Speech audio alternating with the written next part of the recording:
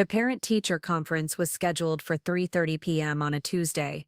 I arrived 10 minutes early, settling into the uncomfortable plastic chair outside Miss Cross's classroom while parents shuffled past me in the hallway. The familiar scent of construction paper and disinfectant filled the air, mixing with something else I couldn't quite identify, a perfume that seemed oddly familiar.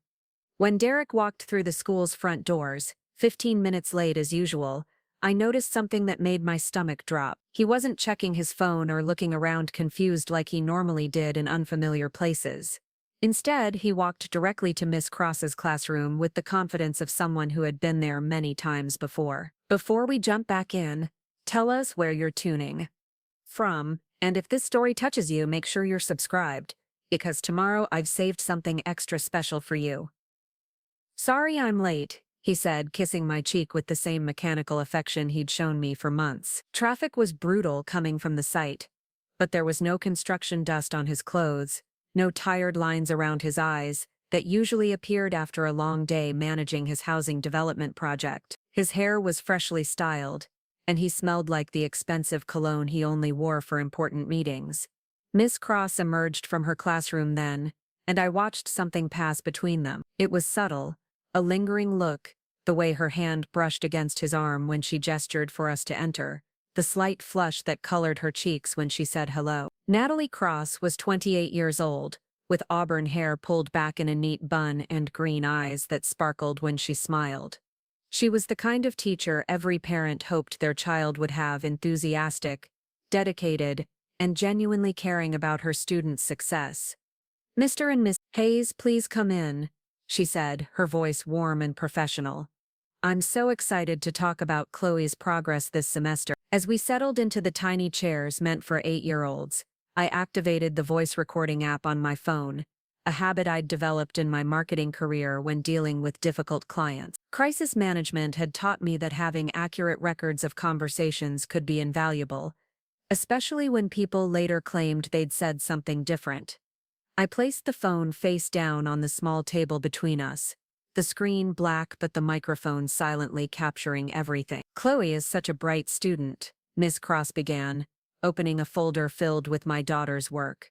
"Her creativity in our writing assignments is remarkable, and her math skills are well above grade level." She pulled out a story Chloe had written about a family vacation, complete with colorful illustrations of a beach house. She wrote this piece about spending time at the shore. The detail is incredible for a third grader. I smiled, genuinely proud of my daughter's work, but something nagged at me. We hadn't taken a beach vacation in over a year. Derek had been too busy with his projects, and I'd been swamped with a major campaign launch for one of my clients. When had Chloe experienced the beach house she'd written about in such vivid detail? "The beach house sounds lovely," I said carefully, though I'm curious where she got the inspiration for such specific details.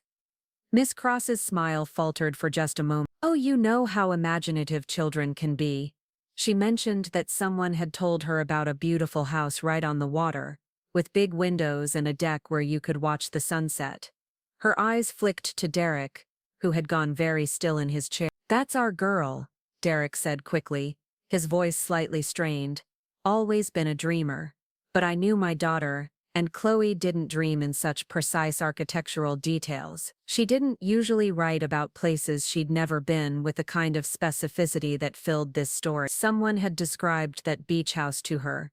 Someone who knew it well enough to paint a picture with words that an 8-year-old could absorb and recreate." The conference continued for another 20 minutes, with Miss Cross praising Chloe's social skills and her leadership in the after-school drama club. She mentioned how Chloe had been staying late several times recently to help with set design, though I couldn't remember signing any permission slips for extended after-school activities. When I asked about it, Miss Cross explained that Derek had given verbal permission when he'd stopped by the school. "I hope that was okay," she said, looking between us. "Mr. Hayes mentioned that you were swamped with work and asked if I could be flexible with pickup time." I nodded, though confusion swirled in my mind. Derek had never mentioned stopping by the school, and he'd certainly never discussed my work schedule with Chloe's teacher. In fact, he usually left all school-related matters to me, claiming he was too busy with his developments to handle parent duties. As we prepared to leave, Miss Cross handed me a packet of upcoming field trip information. The third grade is visiting the Maritime Museum next month. We'll need parent volunteers, and I know how much the children love having their parents involved. She turned to Derek with a smile that seemed too bright. Maybe you could help us out, Mr. Hayes. I know you mentioned you enjoy maritime history. Derek had never shown any interest in maritime history. He barely tolerated the Discovery Channel, preferring sports or news, yet he nodded enthusiastically. I'd love to help out. Just let me know what you need. Walking to our cars in the school parking lot, I replayed the conference in my mind. The easy familiarity between Derek and Miss Cross, the way she knew details about his schedule and interests that didn't align with the man I'd been married to for 10 years. The beach house story that Chloe had written with such impossible detail. It all pointed to something I wasn't ready to acknowledge. Nice teacher, Derek said, unlocking his truck. Chloe's lucky to have her. Yes, I agreed, watching his face carefully. She seems very dedicated. That evening, as I helped Chloe with her homework at our kitchen table, I decided to probe gently. Miss Cross mentioned that Daddy has been helping with your drama club. That's nice of him. Chloe looked up from her math worksheet with a confused expression. Daddy doesn't help with drama club. Miss Cross does that by herself. But sometimes when Daddy picks me up, they talk for a really long time about grown-up stuff. My heart began to race, but I kept my voice casual. What kind of grown-up stuff? I don't know. They talk quietly, and Miss Cross always looks happy when Daddy comes. She smiles different when he's there. Chloe returned to her math problems, oblivious to the earthquake her innocent words had triggered. That night, after Derek had gone to bed claiming exhaustion from a long day at the construction site, I sat in my home office staring at my laptop screen. The recording from the parent-teacher conference was saved on my phone, and I'd already listened to it 3 times, picking up new details each time. The way Miss Cross's voice softened when she spoke directly to Derek, the pause before she'd corrected herself about the beach house story, the familiarity in her tone when she'd mentioned his supposed interest in maritime history. I opened a new document and began typing, my fingers moving across the keyboard with the methodical precision I used when crafting crisis management strategies for my client. If Derek was having an affair with our daughter's teacher, I needed to approach this situation with the same analytical mindset I brought to my professional work. Emotion would only cloud my judgment, and I couldn't afford to make assumptions without evidence. Lauren Hayes, Personal Investigation Log Date, Tuesday, October 15th. Subject, Potential Extramarital Affair. I documented everything from the conference, including timestamps of when Derek had claimed to be at various locations, versus when he'd actually been at the school. I created a timeline of Chloe's recent stories and comments that hadn't made sense at the time, but were now taking on new meaning. The beach house story was just the beginning. Over the past few months, she'd mentioned Miss Cross knowing about Derek's favorite coffee shop, his preference for jazz music, and his childhood fear of thunderstorms, details that seemed insignificant individually, but formed a pattern when viewed together. My marketing background had taught me that successful campaigns required thorough research and strategic planning. If I was going to confront this situation, I needed to be completely prepared. I couldn't rely on suspicion or intuition alone. I needed concrete evidence that would leave no room for denial or manipulation. I pulled out my phone and scrolled through the photos from the past few months, looking for anything that might support my growing suspicion. Derek's sudden interest in attending school events, his unexplained absences during lunch hours, the way he'd started dressing better for routine errands, all of it was beginning to form a coherent picture. The next morning I made a decision that would change everything. Instead of confronting Derek directly or letting my emotions drive my actions, I would treat this like any other crisis management case. I would gather evidence, build a comprehensive understanding of the situation, and then determine the best course of action based on facts rather than feeling. I started with Derek's routine. For the past 6 months, he'd been leaving the house earlier in the mornings, claiming he needed to get to the construction site before the work crews arrived. But the Riverside Luxury Homes development was only 20 minutes from our house, and construction crews typically started at 7 a.m. Derek had been leaving at 6:30, which gave him at least an hour unaccounted for. I also noticed changes in his appearance and behavior. Derek had always been reasonably well groomed, but lately he'd been paying more attention to his clothing choices and had started using a more expensive cologne. He'd joined a gym and began working out regularly, something he'd never shown interest in during our 10 years of marriage. His phone habits had changed too.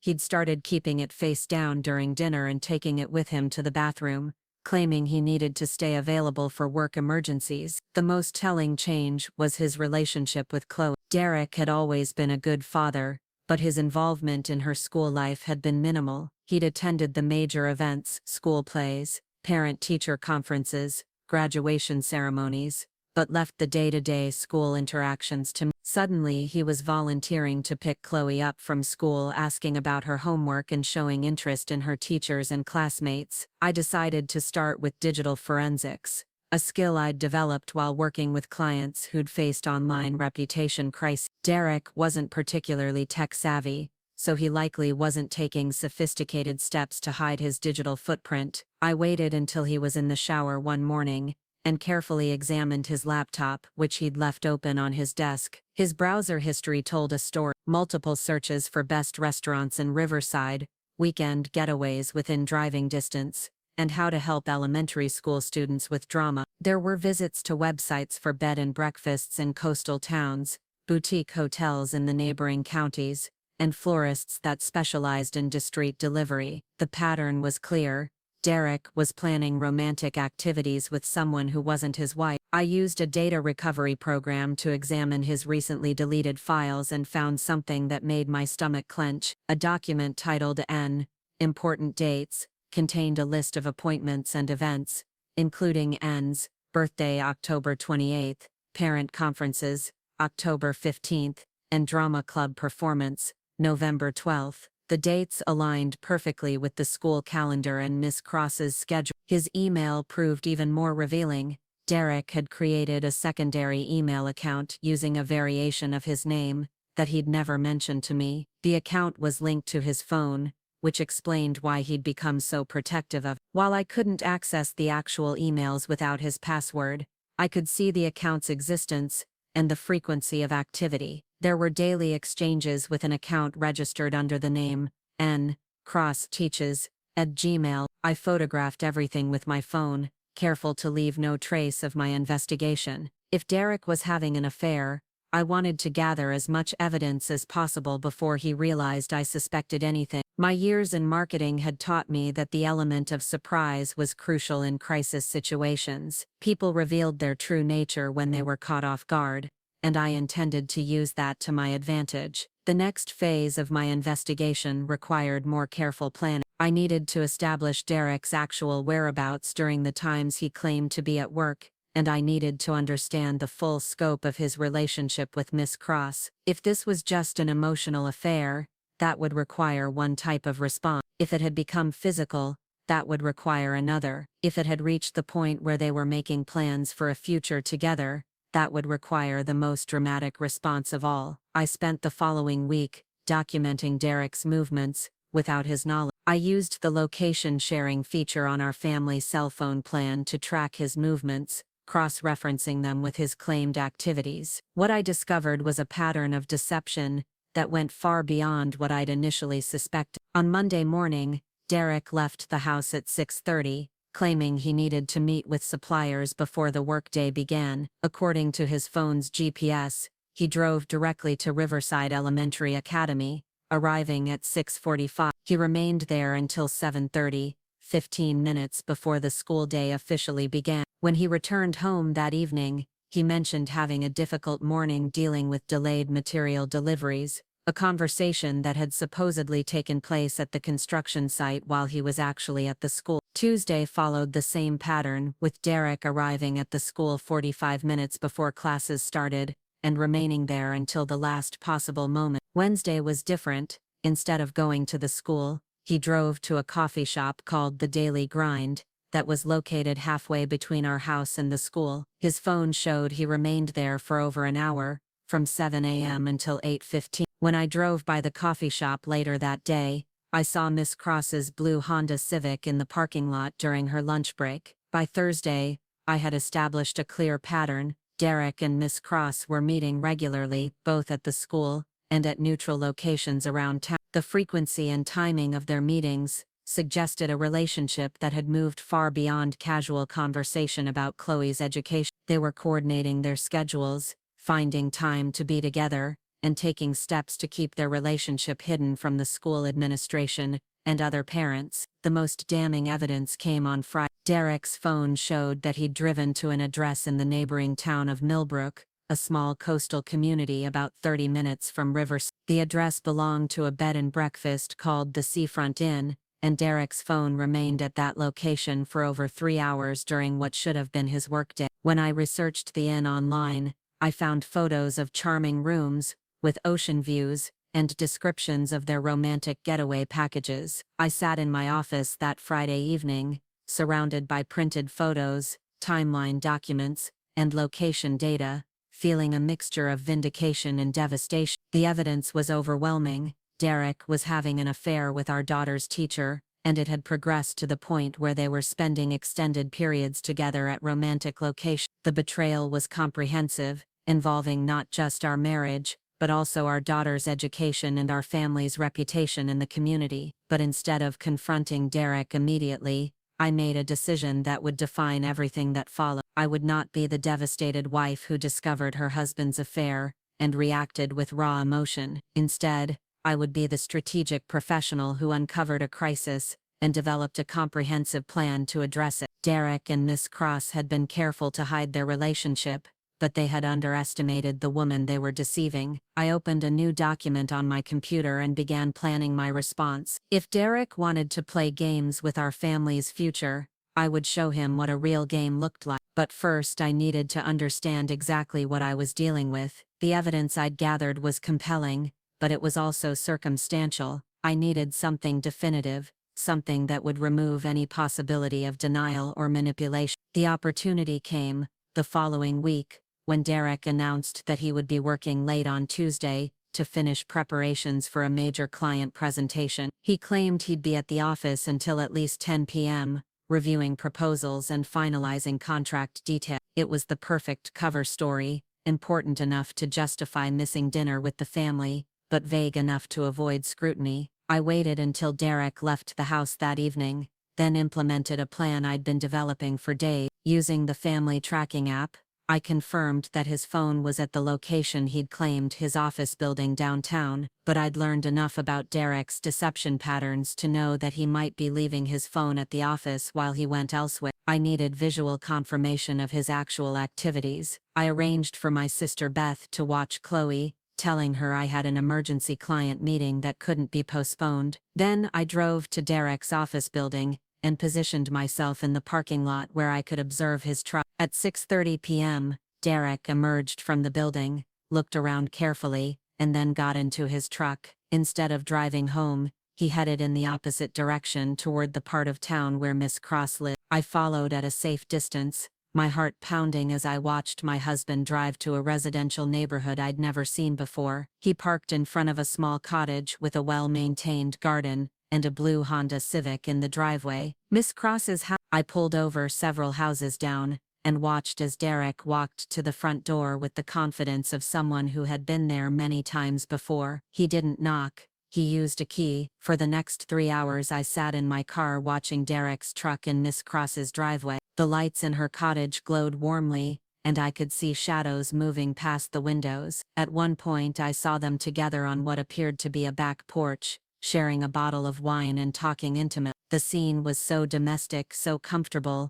that it was clear this wasn't a new development. Derek and Miss Cross had been living a parallel life together, one that involved keys to each other's homes, and the kind of easy familiarity that came from spending significant time together. When Derek finally left Miss Cross's house at 9:45 p.m., I drove home quickly, ensuring I was there before he arrived. I was in my office, apparently working on client materials, when he came through the front door at 10:15. "How was your presentation prep?" I asked, not looking up from my laptop. "Long and tedious," Derek replied, loosening his tie. "But I think we're in good shape for tomorrow's meeting," I nodded, making a note in my investigation log. Derek's willingness to lie so easily, so completely, told me everything I needed to know about the state of our marriage. This wasn't a moment of weakness, or a temporary lapse in judgment. This was a sustained deception that had been going on for months,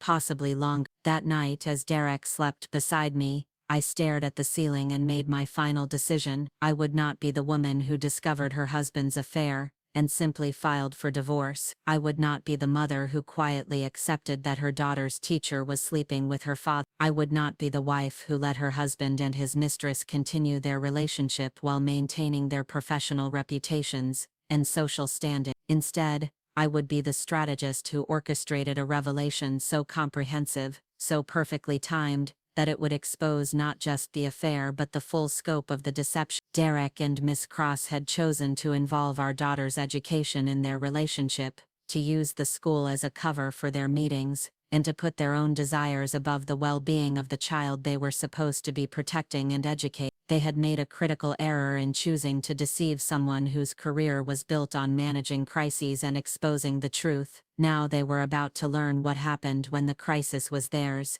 and the truth they'd been hiding was about to become very public indeed. I reached for my phone and began composing a message to Dr. Patricia Williams, the principal of Riverside Elementary Academy. It was time to schedule a meeting that would change everything.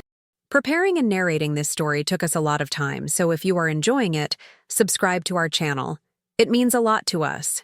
Now back to the story. Dr. Patricia Williams had been the principal of Riverside Elementary Academy for 12 years, and her reputation for maintaining the highest standards of professionalism was well known throughout the district. When I called her office on Wednesday morning, requesting an urgent meeting about a sensitive matter involving my daughter's education, her assistant scheduled me for that same afternoon. The principal's office still smelled like the lemon polish and fresh flowers that had characterized it since Chloe started attending the school 3 years ago. Dr. Williams, a woman in her late 50s with silver hair and sharp blue eyes, greeted me with the same warm professionalism she showed all parents. She had no idea that I was about to present her with the most complicated personnel issue of her career. "Mrs. Coase, please have a seat," she said, gesturing to the comfortable chairs arranged in front of her desk. "Your message mentioned concerns about Chloe's educational environment. I hope everything is all right." I placed my phone on the small table between us, ensuring the recording app was activated. "Dr. Williams, what I'm about to share with you is extremely sensitive, and I want to make sure we handle it appropriately for everyone involved, especially the children." Her expression grew more serious, and she leaned forward slightly. "Of course. What seems to be the problem?" I opened the folder I'd prepared, containing printed screenshots of Derek's location data, copies of his search history, and a detailed timeline of his activities. "I have reason to believe that my husband, Derek Hayes, is having an inappropriate relationship with my daughter's teacher, Miss Cross." Dr. Williams' face went pale, and she set down her coffee cup carefully. "Mrs. Hayes, that's a very serious allegation. What evidence do you have to support this claim?" I walked her through everything methodically, the same way I would present a crisis management strategy to a client. The location data showing Derek at the school during non-school hours, the pattern of meetings at neutral locations, the overnight stay at the Seafront Inn, and the key to Miss Cross's house. I showed her the screenshots of Derek's search history, the evidence of the secondary email account, and the timeline of changes in his behavior. "I've been documenting this for 2 weeks," I explained, "and the pattern is undeniable. They're not just having an affair, they're using the school as a cover for their relationship. Derek has been arriving at the school 45 minutes before classes start, and they've been meeting during Miss Cross's lunch breaks." Dr. Williams studied the evidence with growing concern. "This is deeply troubling, Mrs. Hayes. If true, this represents a serious breach of professional conduct and potentially a violation of our district's ethics policies." She paused, considering the implications. "Have you confronted your husband about this?" "No, and I don't intend to, at least not yet. I'm more concerned about the impact this is having on Chloe and the other students in Miss Cross's class." They're being taught by someone who is actively deceiving parents and using the school facility for personal purposes. I pulled out another document, one that had taken me hours to prepare.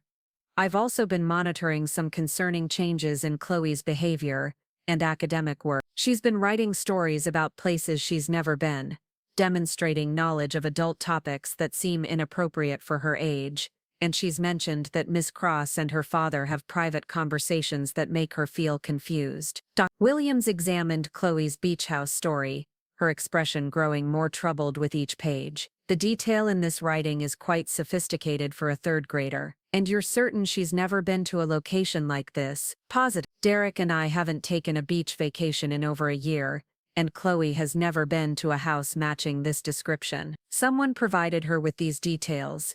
Someone who knows this type of property intimately. The principal was quiet for several minutes, reviewing the evidence I'd present. Finally, she looked up with a grave expression.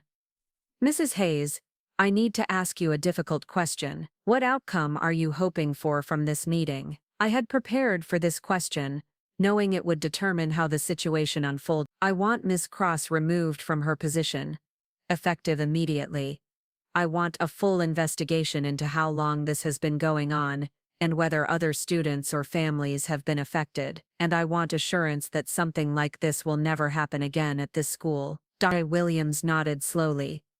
Those are reasonable requests given the evidence you've presented. However, I need to follow proper procedures. I'll need to conduct interviews with Miss Cross and potentially other staff members. I'll also need to contact the district's Human Resources Department and legal counsel. I understand, I replied, but I want to be clear about something. This isn't going to remain a private matter. Derek and Miss Cross have made choices that affect our entire family and potentially other families in this school community. If this isn't handled swiftly and appropriately, I'm prepared to take this information to the school board, the local media, and the state education department. The principal's eyes widened slightly.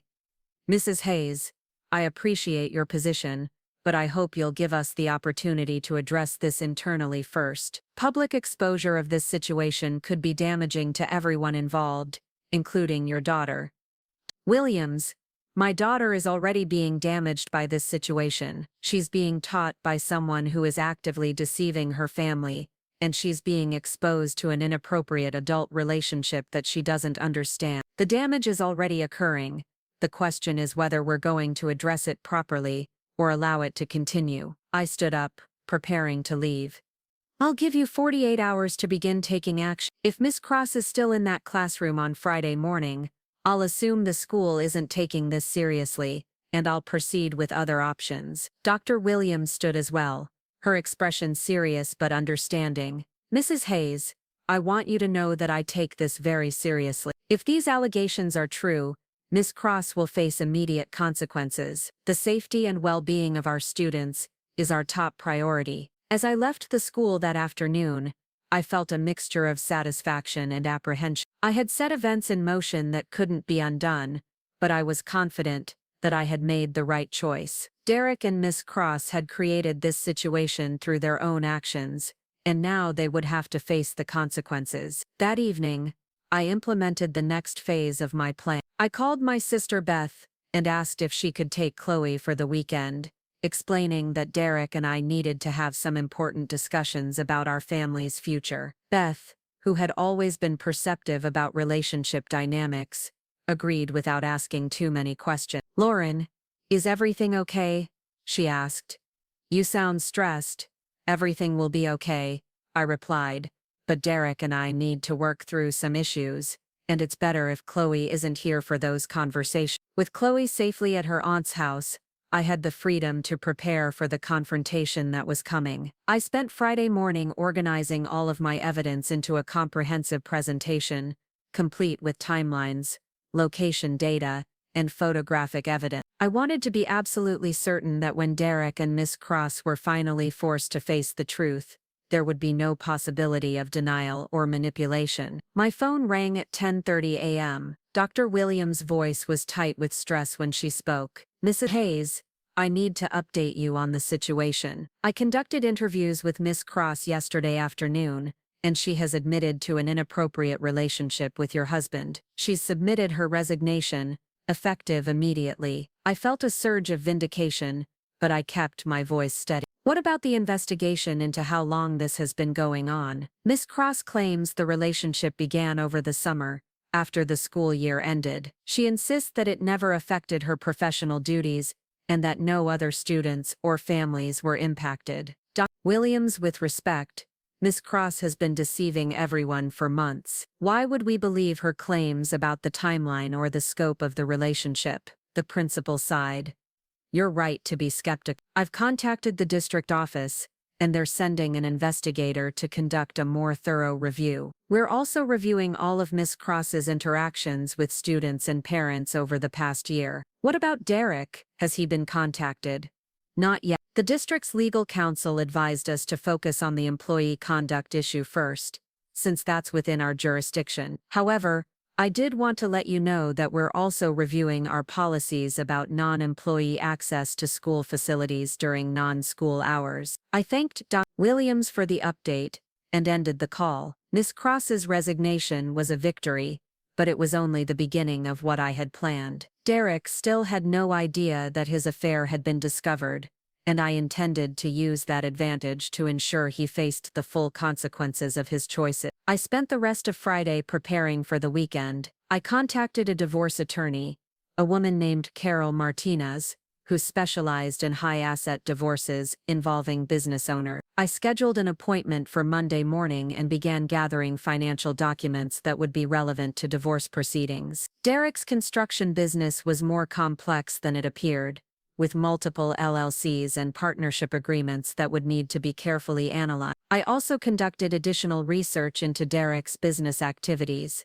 cross-referencing his claimed work schedule with the actual progress on his construction projects. What I discovered was that Derek had been lying about more than just his whereabouts. The Riverside Luxury Homes development was behind schedule and over budget, with several significant problems that Derek had been hiding from his investors and business partners. The project was supposed to be completed by the end of the year, but based on the actual construction progress and the permit issues I found through public records, there was no way it would be finished on time. Derek had been using his affair with Miss Cross as an escape from the stress of his failing business venture, but both situations were about to collide in ways he hadn't anticipated. Saturday morning, I received a call from Rachel Kim, my closest friend and fellow parent at Riverside Elementary. Rachel's daughter was in the same grade as Chloe, and she had always been well connected to the school's parent network. Lauren, I heard the most incredible rumor yesterday, Rachel said, her voice filled with concern. Someone told me that Miss Cross suddenly resigned and that there might be some kind of scandal involving a parent. Please tell me this doesn't involve your family. I had been expecting this call. News traveled fast in the tight-knit parent community, and Miss Cross's sudden departure would have raised questions immediately. Rachel, I can't discuss the details right now, but I want you to know that Chloe is safe and that we're handling the situation appropriately. Oh my God, Lauren. It's true, isn't it?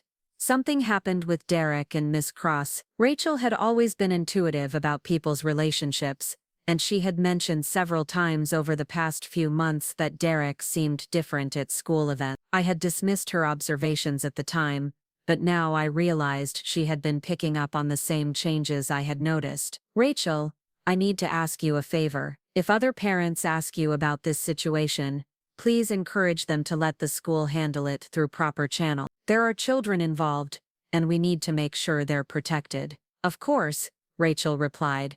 But Lauren, if you need anything, someone to talk to, help with Chloe, whatever, I'm here for you. I thanked Rachel and ended the call, feeling grateful for her support, but also aware that the situation was becoming more public than I had initially planned. Miss Cross's resignation had created a vacuum that would be filled with rumors and speculation, and I needed to be prepared for the impact on my family's reputation. That afternoon, I drove to the Daily Grind, the coffee shop where Derek and Miss Cross had been meeting regularly. I wanted to understand the full scope of their relationship and determine whether other people in the community had been aware of their affair. The barista, a young man named Tyler who looked like he was probably in college, recognized me when I ordered my coffee. "Hey, aren't you married to Derek? The guy who's been coming in here with the pretty teacher?" My heart raced, but I kept my voice casual. "The teacher? Yeah, the redhead from the elementary school. They've been meeting here for coffee like 2 or 3 times a week for the past few months. Super sweet couple. They always sit in the corner booth and talk for hours." I thanked Tyler and found a table where I could observe the corner booth he had mentioned. It was positioned perfectly for private conversations, with a clear view of the parking lot so they could see who was coming and going. Derek and Miss Cross had been conducting their affair in plain sight, confident that they wouldn't be discovered or that no one would care enough to report them. As I sat there, sipping my coffee and processing the reality of how public their relationship had become, I realized that my carefully planned revelation might not be as shocking as I had intended. Derek and Miss Cross had been careless, conducting their affair in ways that multiple people in the community had witnessed. The barista's casual comment suggested that their relationship was already common knowledge among certain circles. This realization changed my strategy completely. Instead of orchestrating a dramatic confrontation designed to expose their affair, I needed to focus on the consequences of their actions and the impact on our family. The affair was already exposed.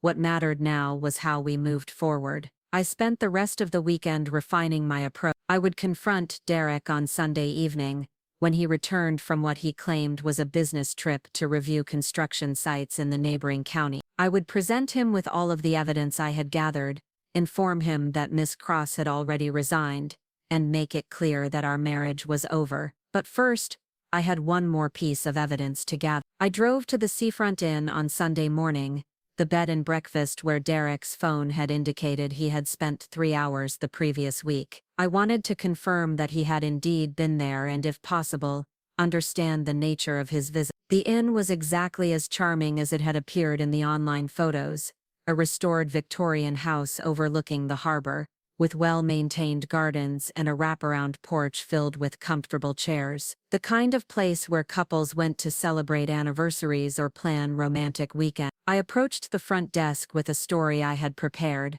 "I'm sorry to bother you, but I think my husband may have made a reservation here for next month, and I wanted to confirm the details." Derek Hayes, the desk clerk, a middle-aged woman with kind eyes, checked her computer. "I don't see any future reservations under that name, but let me check our recent guests." She typed for a moment, then looked up with a smile. "Oh yes, Mr. Hayes was here last Friday with his wife. Lovely couple.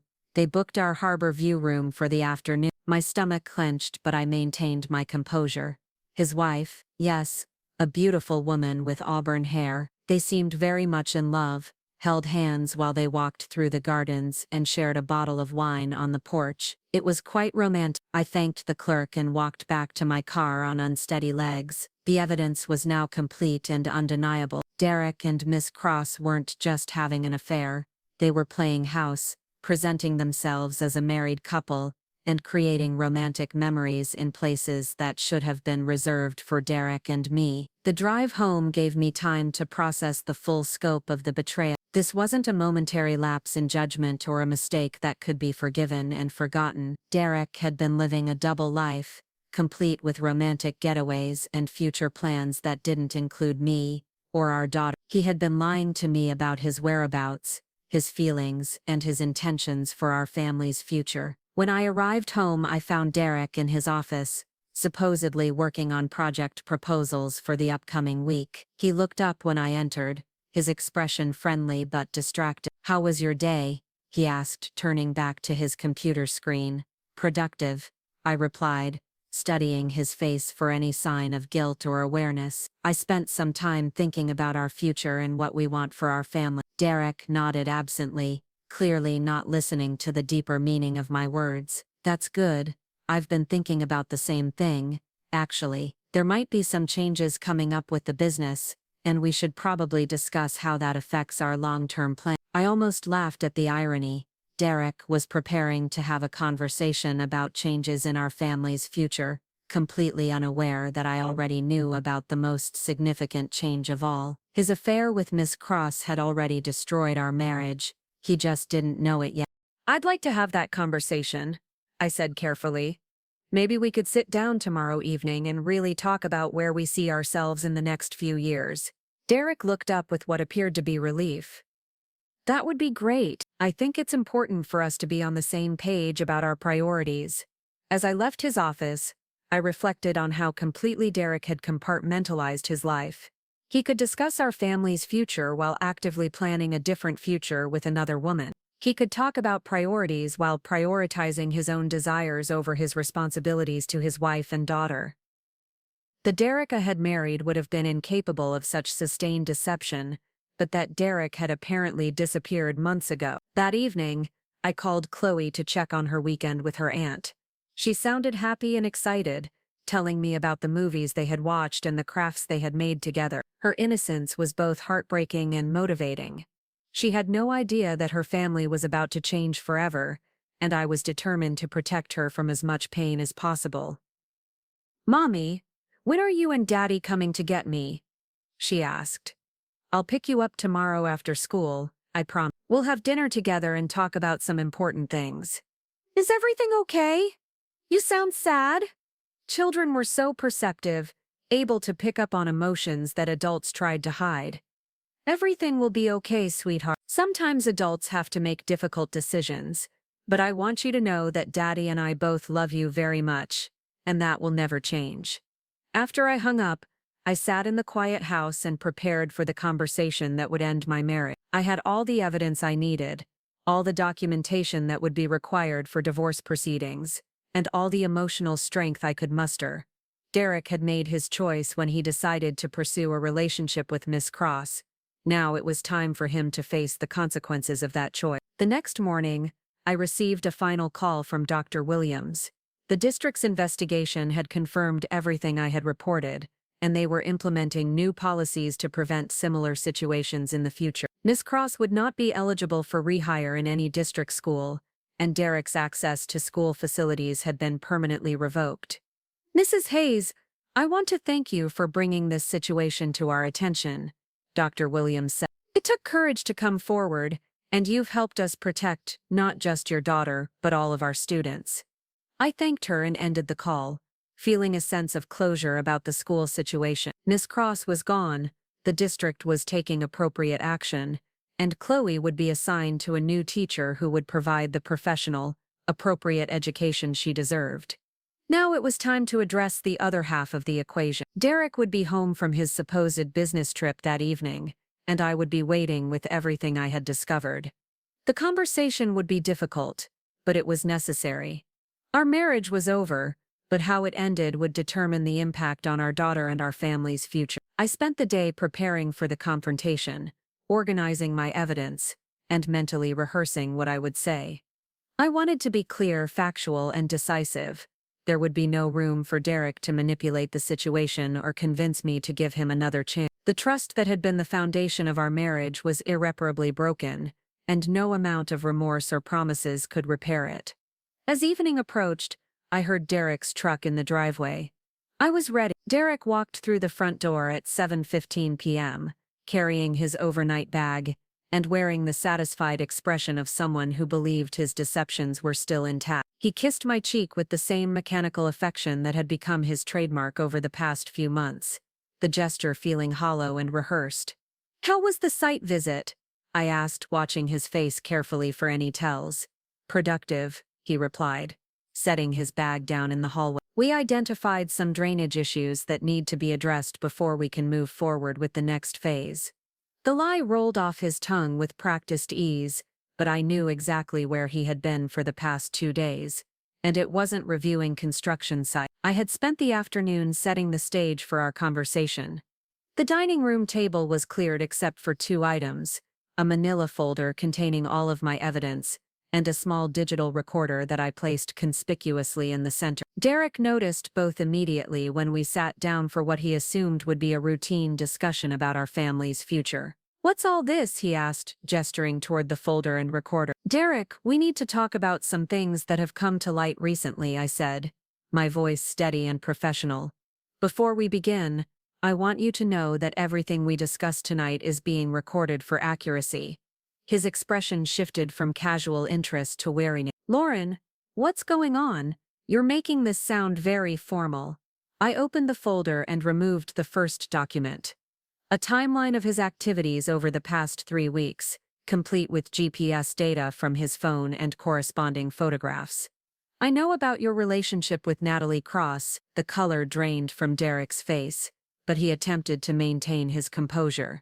I don't know what you're talking about. Miss Cross is Chloe's teacher. Of course I've interacted with her about school matters. I slid the timeline across the table toward him. Derek, I have documentation of you being at the school for extended periods during non-school hours. I have evidence of you meeting Miss Cross at the daily grind multiple times per week. I have GPS data showing you spent 3 hours at the Seafront Inn last Friday, while you claimed to be reviewing construction sites. Derek's hands trembled slightly as he examined the documents, his carefully constructed lies crumbling in real time. Lauren, I can explain this. It's not what it looks like. Really? I replied, pulling out another set of documents. Because the desk clerk at the Seafront Inn told me that you and your wife with auburn hair seemed very much in love when you spent the afternoon there. She specifically mentioned how romantic you looked walking through the gardens together. Derek's attempt at denial died in his throat. He stared at the evidence spread across the table, realizing that his affair had been thoroughly documented, and that there was no explanation that could minimize the scope of his deception. How long have you known? He asked quietly. I've been documenting your activities for 3 weeks, but I suspected something was wrong much earlier. The parent-teacher conference was when I realized that you and Miss Cross had a relationship that went far beyond discussing Chloe's education. Derek ran his hands through his hair, a gesture I recognized from moments of extreme stress throughout our marriage. Lauren, I never meant for this to happen. It just developed over time. I placed another document on the table. Screenshots of his search history showing research into romantic getaways and discreet flower delivery services. This didn't just develop, Derek. You actively pursued this relationship. You created a secondary email account. You researched romantic locations. You used your access to Chloe's school as a cover for your meetings. I know how this looks, Derek said, his voice growing desperate. But you have to understand, Miss Cross and I. We connected in a way that I haven't felt in years. She understands me, she listens to me, she makes me feel like the person I used to be. The audacity of his statement hit me like a physical blow. Derek, you used our daughter's classroom as a meeting place for your affair. You used your role as her father to gain access to the woman you were sleeping with. You put your own desires above Chloe's educational well-being and emotional security. Derek's expression shifted from defensive to desperate. It was never about Chloe. We kept our relationship completely separate from her education. Miss Cross is an excellent teacher and she would never let our personal relationship affect her professional responsibility. I laughed, a sound that held no humor. Derek, Miss Cross resigned from her position on Friday. The school district conducted an investigation and found that your relationship violated multiple professional conduct policies. Chloe will be assigned to a new teacher for the remainder of the school year. The news hit Derek like a sledgehammer. His face went ashen, and he gripped the edge of the table. She resigned?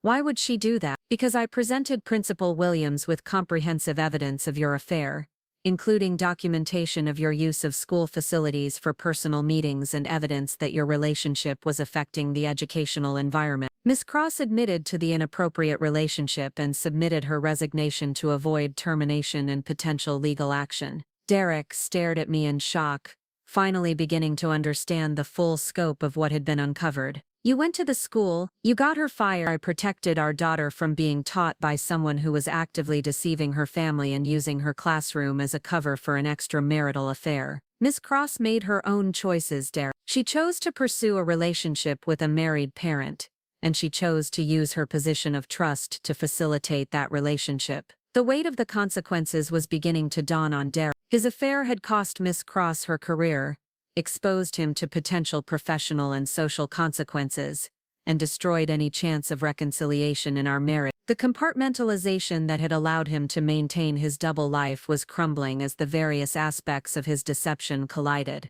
What happens now? He asked, his voice barely above a whisper. I removed the final document from the folder, a business card for Carol Martinez, the divorce attorney I had consulted. Now you find somewhere else to live, and we begin divorce proceedings. I've already spoken with an attorney and I'll be filing papers this week. Derek's eyes widened with panic. Lauren, please, can't we work through this? I know I made terrible mistakes, but we have 10 years together. We have Chloe. We have a life we've built. We had a life we built together, I corrected. You chose to build a different life with Natalie Cross. You chose to lie to me every day for months. You chose to put our daughter in an impossible position with her teacher. You chose to use family time, family resources, and family trust to pursue another relationship. Derek reached across the table toward my hand, but I pulled away. Lauren, I'll end it with Natalie. I'll do whatever it takes to fix this. Please don't throw away our marriage over a mistake. Derek, this wasn't a mistake. A mistake is forgetting to pick up milk at the store, or missing a parent-teacher conference. This was a systematic deception that involved creating false stories about your whereabouts, lying about your work schedule, and using our daughter's education as a cover for your affair. I stood up from the table, gathering the evidence I had presented. I want you to pack a bag tonight and stay somewhere else. You can come back this weekend to collect more of your belongings when Chloe isn't here. Derek stood as well, desperation clear in his voice. Where am I supposed to go? This is my house too, Lauren. You can't just kick me out. You can stay with Kevin, or you can get a hotel room, or you can stay with Natalie Cross, though I suspect that might be complicated now that she's unemployed. I paused at the doorway to the dining room. Derek, you made your choice when you decided to pursue this relationship. Now you get to live with the consequences of that choice. What about Chloe? What are we going to tell her? The question I had been dreading finally surfaced. We're going to tell her the truth, in an age-appropriate way. We're going to explain that sometimes adults make mistakes that hurt the people they love, and that even though Mommy and Daddy won't be living together anymore, we both love her very much. Derek's face crumpled with the realization of how his actions would affect our daughter. She's going to hate me. She's going to be confused and hurt, but children are resilient. What matters now is how we handle this transition and whether we prioritize her well-being or our own emotion. I left Derek in the dining room and went upstairs to our bedroom, soon to be just my bedroom. Through the window I could see him in the backyard pacing back and forth while talking urgently on his phone, presumably calling Miss Cross to inform her that their affair had been fully exposed, and that both of their lives were about to change dramatically. An hour later, Derek knocked on the bedroom door. Lauren, I've packed a bag. I'm going to stay at Kevin's for a few days while we figure this out. I opened the door to find him standing in the hallway with a small suitcase, looking like a man whose entire world had just collapsed. Which, in many ways, it had.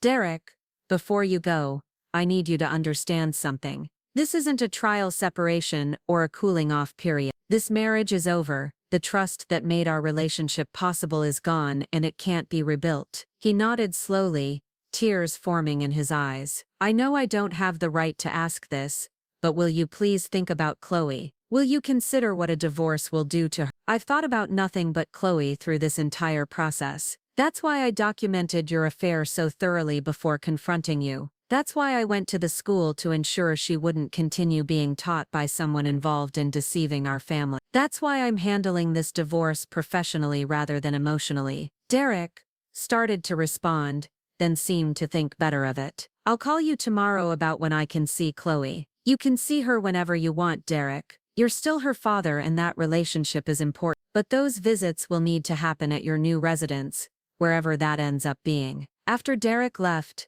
I sat in the quiet house and allowed myself to feel the full weight of what had just happened. My marriage was over, my family was broken, and my daughter's life was about to change in ways she couldn't yet understand. But I also felt a profound sense of relief. The deception was finally exposed, the pretense was over, and I could begin building an honest future for myself and Chloe. The next morning, I called my office and arranged to work from home for the rest of the week. I needed time to process the emotional aftermath of the confrontation and to prepare for the practical challenges ahead. Divorce proceedings, custody arrangements, financial separations, and explaining the situation to friends and family would all require careful handling. I also needed to pick up Chloe from my sister's house and begin the difficult process of explaining why her father wouldn't be living with us anymore. I had consulted with a child psychologist about how to handle this conversation, and I felt prepared to help Chloe understand the situation without overwhelming her with adult details. My phone rang at 9 a.m. Kevin Walsh's name appeared on the caller ID,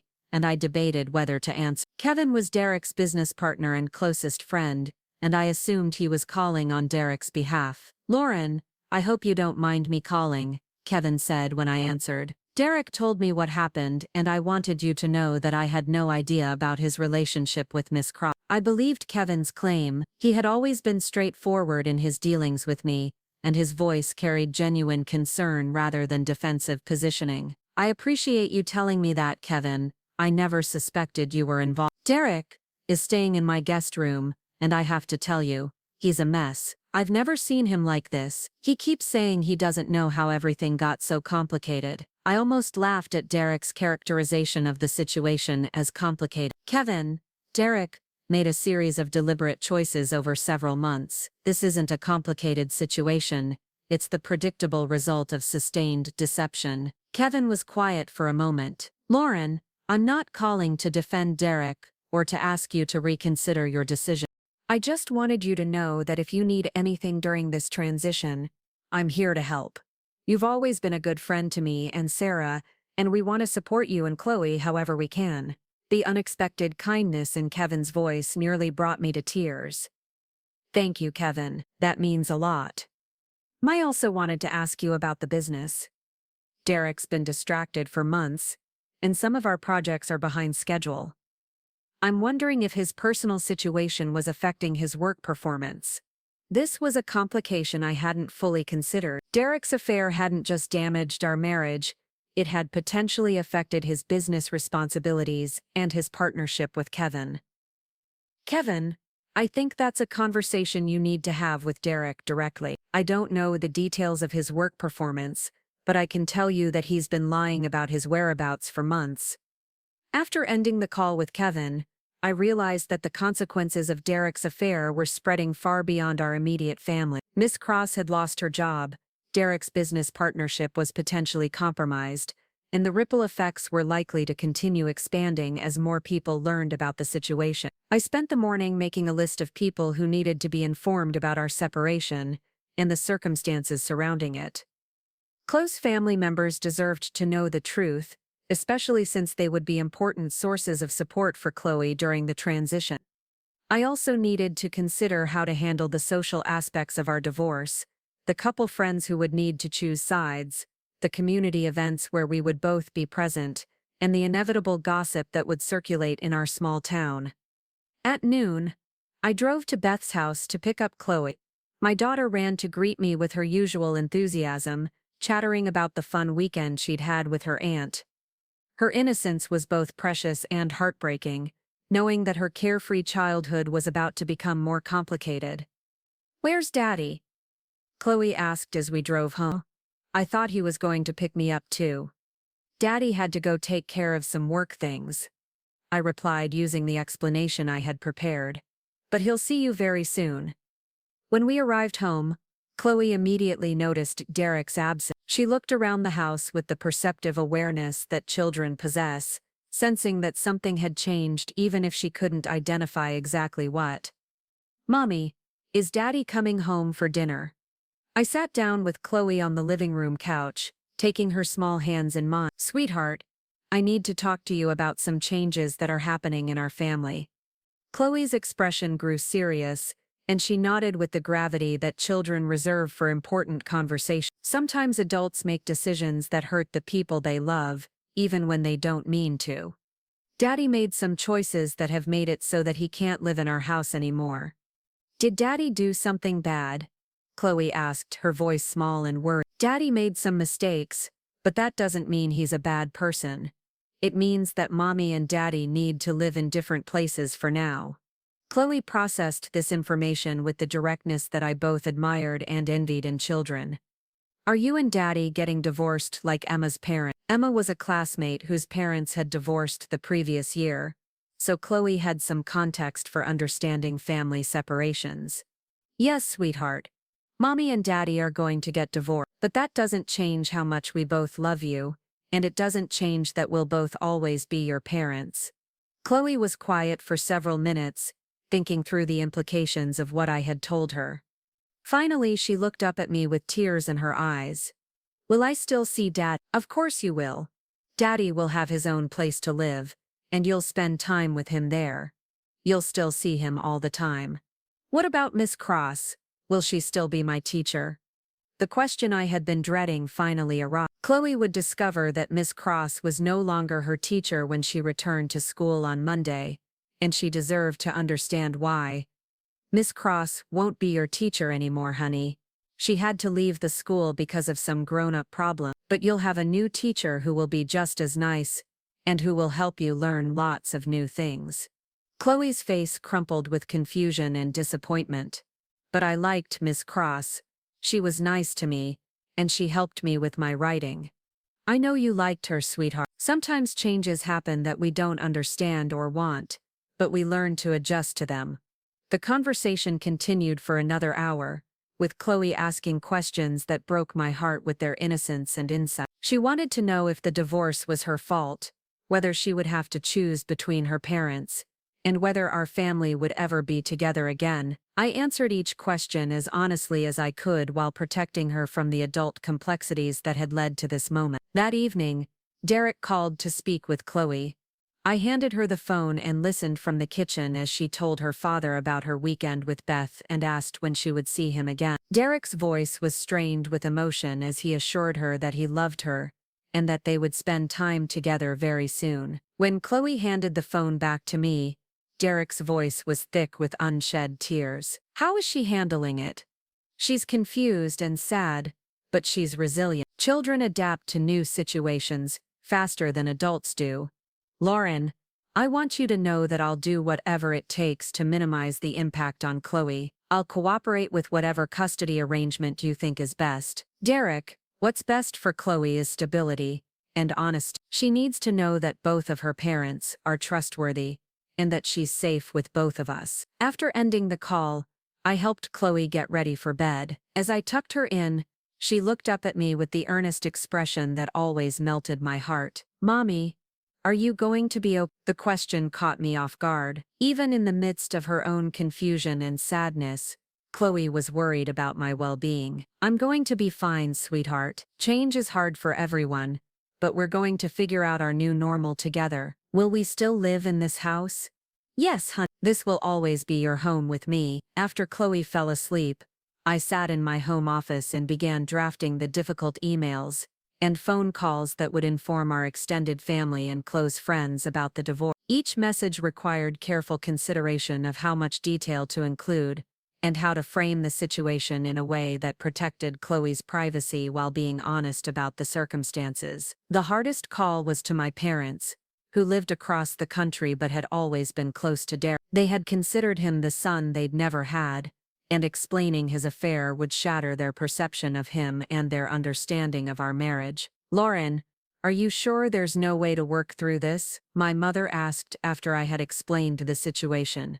Marriage counseling, perhaps. Sometimes people make mistakes when they're going through difficult periods. Mom, this wasn't a mistake made during a difficult period. This was a sustained deception that involved using our daughter's school as a meeting place for his affair. Derek chose to build a relationship with another woman while lying to me about it for months. My father's voice was tight with anger when he spoke. Lauren, you know we'll support you through this, but I have to say, I'm deeply disappointed in Derek. This isn't the man we thought we knew. The conversation with my parents lasted over an hour, covering practical concerns about the divorce proceedings, custody arrangements, and how to explain the situation to other family members. Their support was unwavering, but I could hear the sadness in their voices as they processed the end of a marriage they had believed was strong and stable. Over the next few days, similar conversations played out with my sister, close friends, and professional colleagues,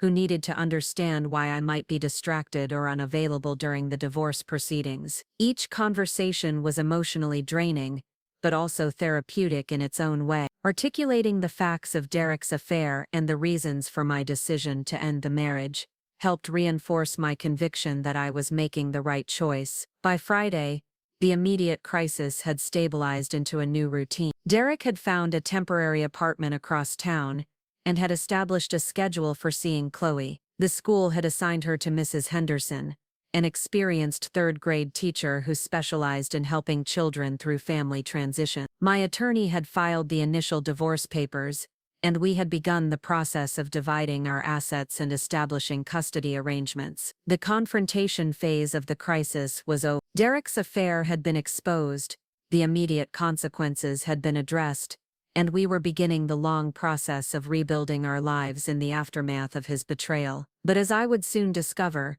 the full scope of the damage Derek had caused was only beginning to emerge. The first sign that Derek's problems extended beyond our marriage came on a Monday morning, 3 weeks after our confrontation. I was reviewing financial documents for the divorce proceedings when my phone rang with a call from an unknown number. "Miss Hayes, this is Jennifer Morrison from the Connecticut Department of Education. I'm calling regarding an investigation into misconduct at Riverside Elementary Academy. We understand you were instrumental in bringing certain issues to light." I set down my coffee cup and reached for a pen. "Yes, I reported the inappropriate relationship between my husband and my daughter's teacher to the school administration. Mrs. Hayes, our investigation has expanded beyond the initial incident. We've discovered that this pattern of behavior may have occurred previously at Miss Cross's former school district. We're hoping you might be willing to provide a formal statement about your observations and the evidence you gather." The revelation that Miss Cross might have engaged in similar behavior before sent a chill down my spine. "Of course I'll provide a statement. What kind of pattern are you referring to?" "Miss Cross taught at Fairfield County Elementary for 2 years before coming to Riverside. We've received reports suggesting she may have had inappropriate relationships with parents there as well. Your documentation could help establish a pattern of professional misconduct." After scheduling a meeting with the state investigators,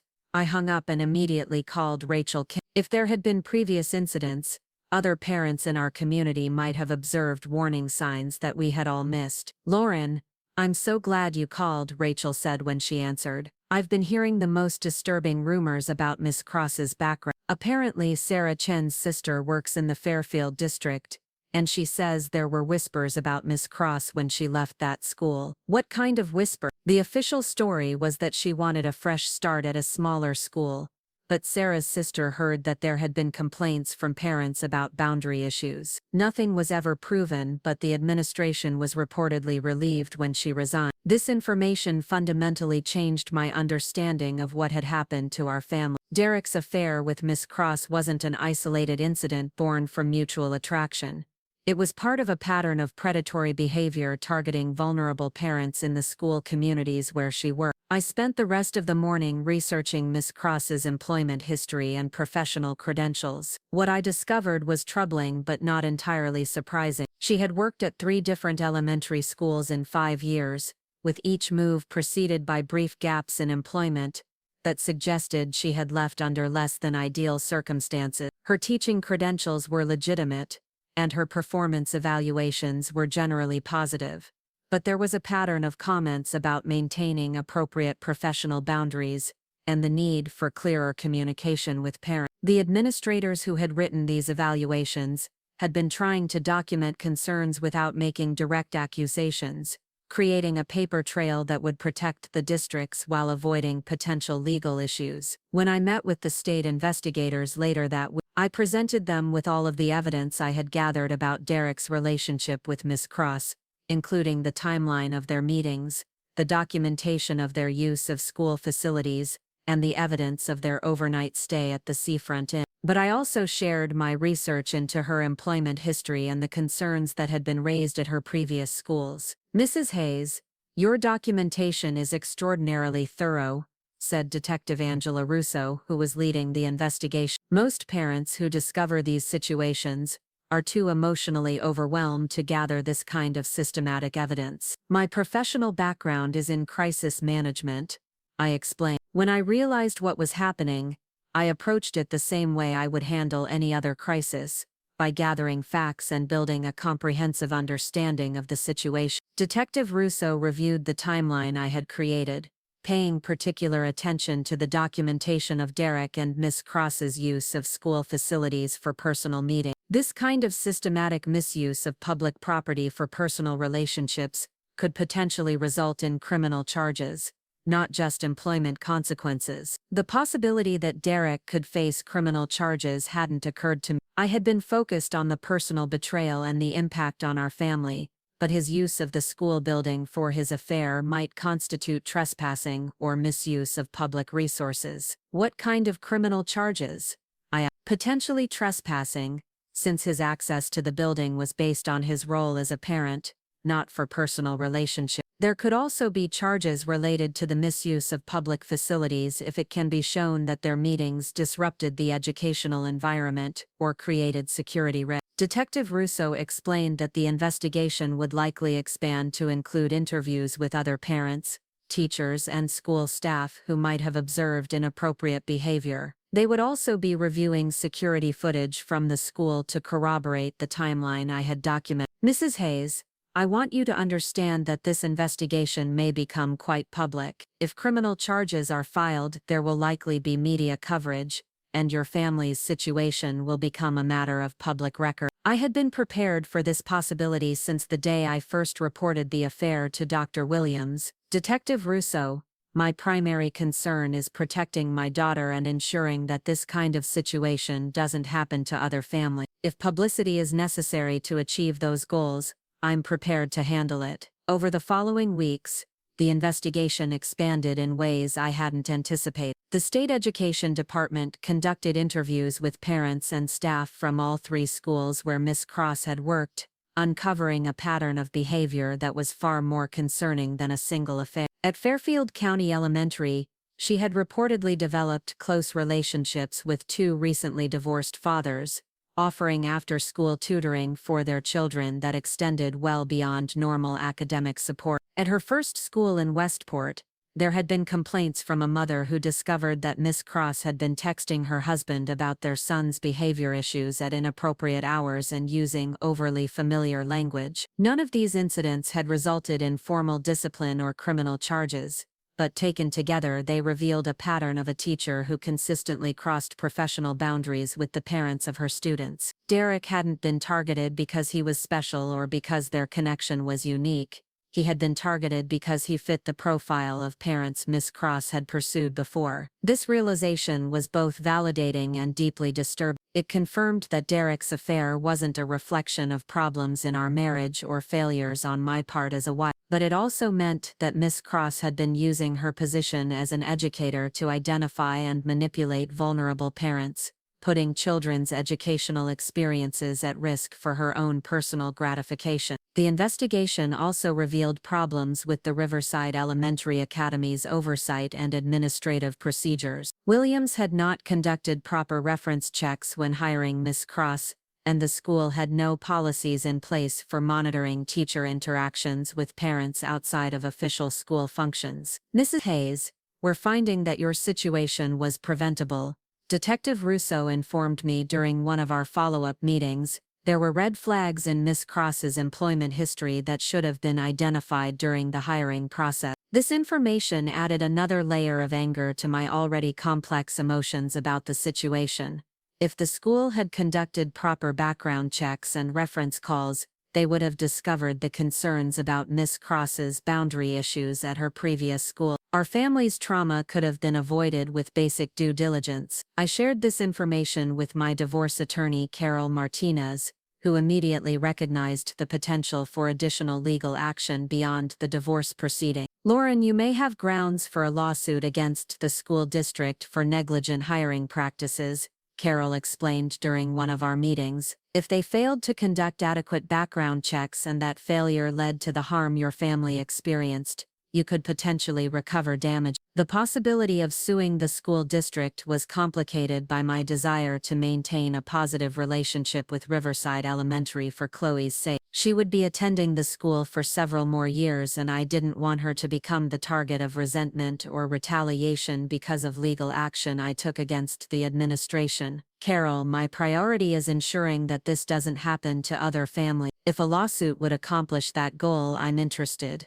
But if it would just create more drama and conflict, I'd rather focus on other remedies. We decided to wait and see what changes the school district implemented in response to the state investigation before determining whether additional legal action was necessary. If they took meaningful steps to improve their hiring practices and oversight procedures, that might be sufficient to prevent similar incidents in the future. Meanwhile, Derek was facing his own expanding legal and professional challenge. The state investigation had revealed that his construction business was behind schedule and over budget on multiple projects, problems that had been exacerbated by his distraction with the affair. Kevin Walsh called me on a Thursday afternoon, his voice strained with stress and frustration. "Lauren, I need to ask you something, and I hope you'll be honest with me. Did Derek's relationship with Miss Cross affect his work performance over the past year?" I had been expecting this conversation since learning about the scope of Derek's deception. "Kevin, I can't speak to his specific work performance, but I can tell you that he was lying about his whereabouts several times per week for months. The days he claimed to be at construction sites, he was often meeting Miss Cross at coffee shops or spending time at her house." Kevin's sigh was audible through the phone. "That explains a lot. We've been having problems with project management and client communication that I couldn't understand." Derek seemed distracted and unreliable, but he always had explanations for the delays and issues. The conversation with Kevin revealed another dimension of the damage Derek's affair had caused. His deception hadn't just destroyed our marriage and damaged our daughter's educational experience. It had also jeopardized his business partnership and the livelihoods of the employees who depended on the success of their construction projects. "Kevin, I'm sorry you're dealing with this. Derek's choices have had consequences that extend far beyond our family. Lauren, I need you to know that I'm considering dissolving our partnership. I can't continue working with someone I can't trust, and the business problems we're facing require complete honesty and collaboration to resolve." The dissolution of Derek's business partnership would have significant financial implications for our divorce settlement. If Derek lost his income from the construction business, his ability to pay child support and alimony would be severely compromised. But more importantly, it represented another relationship that Derek had destroyed through his dishonesty and selfishness. I shared this information with Carol Martinez, who immediately began revising our financial calculations for the divorce proceedings. "Lauren, this complicates things significantly," Carol explained. "If Derek's income is uncertain, we need to be more aggressive about securing your financial interests now, before his assets become entangled in business disputes or bankruptcy proceedings." We filed emergency motions to freeze Derek's business accounts and secure documentation of all marital assets before they could be dissipated through business losses or partnership disputes. The legal process was becoming far more complex than a simple divorce based on adultery. It was evolving into a comprehensive financial investigation designed to protect my and Chloe's interests from the broader consequences of Derek's poor judgment. The media attention that Detective Russo had warned me about began in earnest when the local newspaper, the Riverside Gazette, published a story about the state investigation into hiring practices at the elementary school. While the article didn't mention names, the details were specific enough that anyone familiar with the situation could identify the people involved. "Local elementary school under investigation for teacher misconduct," read the headline, followed by an article that described inappropriate relationships between a teacher and the parent of a student, and concerns about inadequate background checks in the hiring process. Within hours of the article's publication, my phone began ringing with calls from parents who wanted to know more about the situation, and reporters who were seeking additional information for follow-up stories. I had prepared for this eventuality, but the reality of having our family's trauma become a matter of public discussion was more difficult than I had anticipated. Rachel Kim was one of the first parents to call after the article was published. "Lauren, I just want you to know that everyone I've talked to supports what you did. We're all horrified that this happened, and we're grateful that you had the courage to expose it." The support from other parents was gratifying, but I also heard whispers of criticism from some community members who felt that I should have handled the situation more discreetly. There were suggestions that I had been vindictive in my approach, that I should have tried to work things out privately with Derek, and that exposing the affair publicly was unnecessarily damaging to everyone involved. These criticisms stung, but they also reinforced my conviction that I had made the right choices. The people who criticized my approach were often the same ones who had always been more concerned with maintaining social appearances than addressing underlying problems. They wanted the affair to be handled quietly so that their own sense of community stability wouldn't be disrupted. Chloe's adjustment to the new reality of our family situation was progressing better than I had hoped. Her new teacher, Miss Henderson, was experienced in helping children through family transitions, and she provided regular updates about how Chloe was coping with the changes in her academic and social environment. "Chloe is resilient and well-adjusted," Mrs. Henderson told me during our first parent-teacher conference. "She's asked some questions about why Miss Cross left, but she seems to understand that sometimes adults make decisions that require changes." Chloe's relationship with Derek was also stabilizing into a new pattern. He picked her up every Wednesday after school and every other weekend, taking her to his new apartment, where they were establishing their own routines and traditions. Derek had been careful not to introduce any discussion of Miss Cross or the reasons for our divorce, focusing instead on maintaining as much normalcy as possible in his relationship with Chloe. During one of our brief exchanges when he dropped Chloe off after a weekend visit, Derek mentioned that he had been attending counseling to understand how his choices had affected our family. "Lauren, I know I don't have the right to ask this, but I want you to know that I'm working on understanding how I let things get so out of control. The counselor is helping me see how my decisions affected not just you, but Chloe and even my business relationship." I appreciated that Derek was taking responsibility for his actions and seeking help, but it didn't change my decision about our marriage.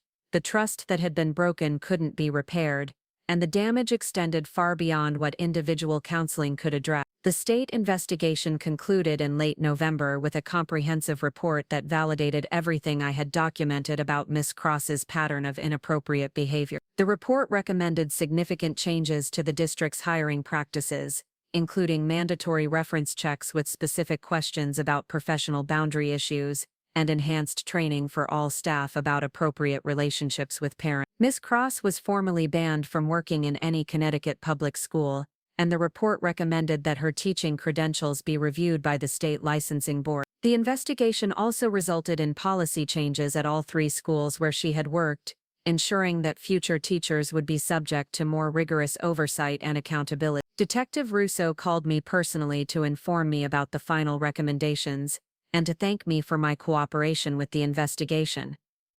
"Mrs. Hayes, your documentation and testimony were crucial to establishing the pattern of behavior that made these policy changes possible. You've potentially prevented this from happening to other families in the future." The validation from the state investigation was deeply satisfying, but it also marked the end of the crisis phase of our situation. The immediate problems had been addressed, the responsible parties had faced consequences, and new policies were in place to prevent similar incidents. Now came the more challenging task of building a positive future from the wreckage of our previous life. Derek's business partnership with Kevin was officially dissolved in December, with Kevin buying out Derek's share of their ongoing projects at a significant discount due to the complications Derek's absence had created. The financial settlement provided Derek with enough capital to start over professionally, but it also represented the end of a friendship and business relationship that had been important to him for over a decade. "I've lost everything that mattered to me,"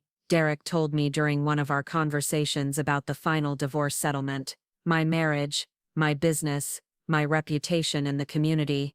I know I did this to myself, but it's hard to accept how completely I destroyed my life." While I felt some sympathy for Derek's losses, I also recognized that he was finally understanding the full scope of the consequences his choices had created. For months, he had been living in a fantasy where he could maintain his marriage, his business relationships, and his affair without any of them affecting the others. Reality had finally caught up with his self-deception. The divorce was finalized on a cold January morning, 6 months after that parent-teacher conference that had first revealed Derek's relationship with Miss Cross. Carol Martinez had negotiated a settlement that protected Chloe's financial future and provided me with enough resources to maintain our house and lifestyle while I rebuilt my career focus. As I walked out of the courthouse that day, I reflected on how completely our lives had changed. Derek was starting over with a new apartment, a new business venture, and the challenge of rebuilding relationships that had been damaged by his dishonesty. Miss Cross had moved out of state,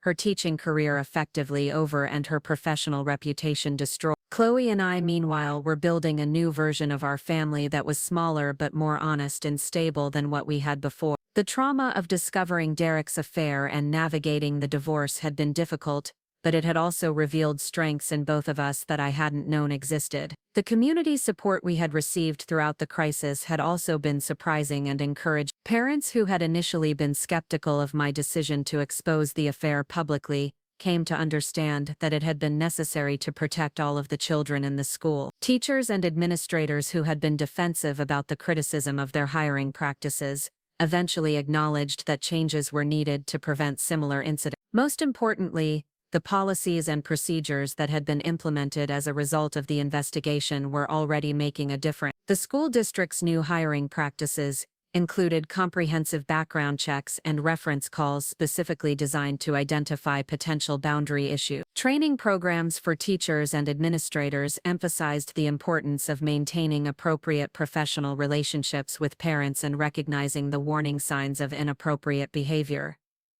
Dr. Williams had reached out to me personally to thank me for bringing the situation to light and to assure me that the changes being implemented would prevent similar incidents in the future. Mrs. Hayes, I want you to know that while this situation was difficult for everyone involved, your decision to report it has made our school safer for all children. The policy changes we've implemented will benefit students and families for years to come. As winter turned to spring, Chloe and I settled into our new routines and began planning for the future. She was thriving academically and socially, and her relationship with Derek remained strong despite the changes in our family structure. My career had actually benefited from the crisis management skills I had demonstrated throughout the divorce process, with several new clients seeking my expertise specifically because of my reputation for thorough strategic problem solving. The experience had taught me that sometimes the most difficult decisions lead to the most positive outcome. Exposing Derek's affair and insisting on accountability for everyone involved had been painful and disruptive,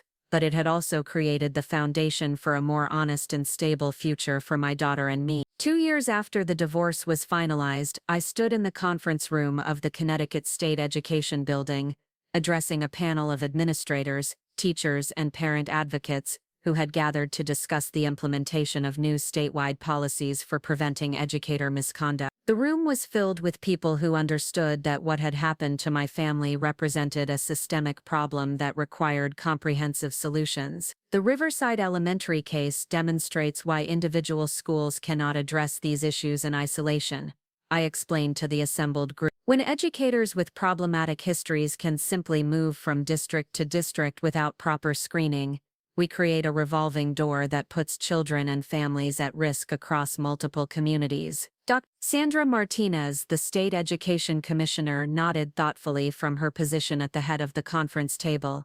Mrs. Hayes, your documentation of the hiring failures that enabled this situation has been instrumental in developing our new statewide background check requirement. Can you speak to how these policies might have prevented the harm to your family? I clicked to the next slide in my presentation, which showed a timeline of Miss Cross's employment history across 3 different school districts. If the proposed mandatory reporting system had been in place, Riverside Elementary would have been required to conduct reference checks that specifically addressed professional boundary concerns. The administrators at Miss Cross's previous schools would have been legally obligated to disclose the complaints that had been made about her inappropriate relationships with parents. The presentation I was giving represented the culmination of 2 years of advocacy work that had grown organically from my personal experience. What had started as a crisis management response to Derek's affair had evolved into a comprehensive effort to reform how schools hire, monitor and discipline educators who violate professional boundaries. After the divorce was finalized, I had been contacted by parents from other communities who had experienced similar situations, but had been unable to get their concerns taken seriously by school administrators. Their stories revealed a pattern of institutional indifference to educator misconduct that extended far beyond my own experience. Maria Santos from Hartford had discovered that her son's middle school teacher was sending inappropriate text messages to recently divorced fathers in the school community, but the school administration had dismissed her complaints as jealousy and gossip. Thomas Wright from New Haven had documented evidence that his daughter's elementary teacher was having affairs with multiple parents, but the school board had quietly transferred the teacher to another district rather than conducting a proper investigation. Each of these families had been told that their situations were isolated incidents, but when we began sharing information and comparing experience, it became clear that educator misconduct was a widespread problem that was being systematically ignored or mishandled by school administrators who prioritized reputation management over child safety. I had started a blog called Classroom Boundaries, where parents could share their experiences and access resources for reporting educator misconduct. The blog had quickly gained a following among families who had been frustrated by unresponsive school administrations and ineffective oversight processes. The current system depends too heavily on individual schools to police themselves. I continued my presentation to the state panel. When schools have financial and reputational incentives to minimize problems, they often choose solutions that protect the institution rather than the children and families it serves. The advocacy work had also led to consulting opportunities with school districts that wanted to proactively improve their policies and procedures. My background in crisis management, combined with my personal experience navigating educator misconduct, had created a unique expertise that was in increasing demand. The Westfield School District had hired me to review their hiring practices after a teacher was arrested for having an affair with a student's mother that had been ongoing for over a year. The Brookfield District had brought me in to develop training programs for administrators on recognizing and responding to boundary violations. Each consulting project had reinforced my understanding that the problems we had experienced in Riverside were representative of much larger systemic failures. Ms. Hayes, what specific changes would you recommend for improving communication between districts when educators are terminated for misconduct? Asked Dr. Jennifer Walsh, the Director of Educator Licensing for the state. First, we need a centralized database that tracks all disciplinary actions taken against educators, not just those that result in license revocation, I replied. Currently, teachers who are quietly encouraged to resign can move to new districts with clean personnel files, even when their departure was related to serious professional misconduct. I clicked to a slide showing the proposed legislation that our advocacy coalition had been supporting. Second, we need mandatory reporting requirements that compel administrators to disclose the real reasons for an educator's departure when contacted by potential new employer. The current system of providing only basic employment verification information allows problem teachers to hide their histories. The legislation we were advocating for had been introduced in the state legislature with bipartisan support, largely because the issue of educator misconduct transcended traditional political division. Conservative legislators appreciated the emphasis on accountability and oversight, while progressive legislators supported the focus on protecting vulnerable children and families. Chloe, now 10 years old and thriving in 5th grade, had become an unexpected advocate for the changes we were promoting. During a recent school board meeting in our district, she had spoken during the public comment period about the importance of making sure teachers were trustworthy and honest. I want other kids to know that their teachers are safe people who won't lie to their families, she had said, her clear voice carrying throughout the meeting room. When adults break the rules, other adults should make sure they can't hurt more children. Her simple but powerful words had been quoted in the local newspaper and shared widely on social media, demonstrating that children understood the importance of these reforms in ways that some adults seemed to struggle with. Derek's life had taken a very different trajectory in the 2 years since our divorce. His construction business had never recovered from the disruption caused by his affair and the dissolution of his partnership with Kevin. He had declared bankruptcy and was now working as a project manager for another contractor, earning a fraction of his previous income. His relationship with Miss Cross had ended shortly after the state investigation concluded, and she moved to Florida to stay with family members. The fantasy life they had constructed during their affair had crumbled under the weight of real-world consequences, and Derek had been forced to confront the reality that their relationship had been built on deception and selfishness, rather than genuine compatibility. I realize now that I was using Natalie as an escape from problems I should have been addressing directly, Derek had told me during one of our conversations about co-parenting arrangement. I convinced myself that our relationship was about love and connection, but it was really about avoiding responsibility for the difficulties in my life. Derek's relationship with Chloe had stabilized into a healthy pattern of regular visits and shared activities that focused on her interests and well-being, rather than his own needs. He had completed a year of individual therapy and was participating in a support group for men who had damaged their families through infidelity. "I'm not trying to excuse what I did or ask for forgiveness," he had said during our most recent conversation. "I just want Chloe to know that I'm working to become the kind of person she can be proud to call her father." The financial settlement from our divorce had provided me with the security to take risks in my career that I might not have considered while married. I had left my position at the marketing firm to focus full-time on advocacy and consulting work related to educator misconduct and institutional accountability. The work was challenging and often emotionally difficult, as it involved helping families navigate trauma similar to what we had experienced. But it was also deeply satisfying to use my skills and experience to prevent other children from being exposed to the kind of deception and boundary violations that had affected Chloe. My sister Beth had been a constant source of support throughout the transition, often caring for Chloe during my travel for speaking engagements and consulting projects. She had also become involved in the advocacy work, using her background in social work to develop resources for families dealing with educator misconduct. "Lauren, what you've built from this terrible situation is truly remarkable," Beth had told me recently. "You've taken something that could have destroyed your family and turned it into a force for protecting other families." The Classroom Boundaries blog had evolved into a nonprofit organization with a staff of 3 full-time employees and a network of volunteer advocates in 12 states. We provided resources for parents who suspected educator misconduct, assistance with reporting procedures, and support for families navigating the aftermath of boundary violation. One of our most successful programs was a training curriculum for parent-teacher organizations that helped community members recognize warning signs of inappropriate educator behavior and understand their rights and responsibilities for reporting concerns. The curriculum had been adopted by over 200 school districts across the Northeast and was being adapted for use in other regions. The goal isn't to create suspicion or distrust between parents and educators,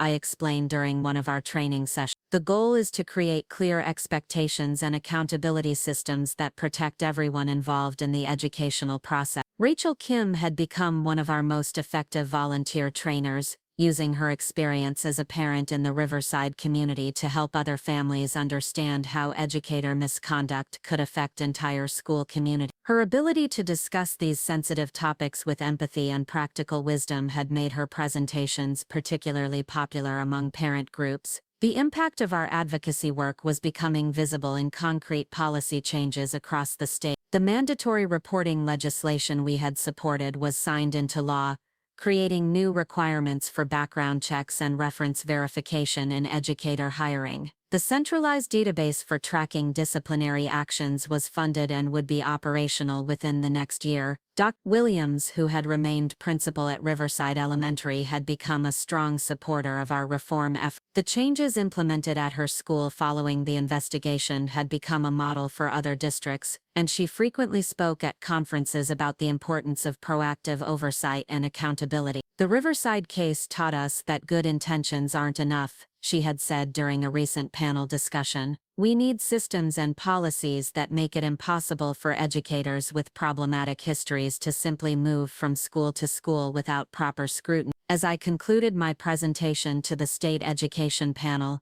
I reflected on how completely my life had changed since that parent-teacher conference 3 years ago. The woman who had discovered her husband's affair had evolved into an advocate, whose work was creating lasting change in how schools protect children and families. The reforms we're implementing won't eliminate educator misconduct entirely, I told the assembled administrators and policymakers. But they will create systems that respond quickly and effectively when problems arise, and they will make it much more difficult for educators with problematic histories to continue harming children and families. After the meeting, Commissioner Martinez approached me with an unexpected proposition.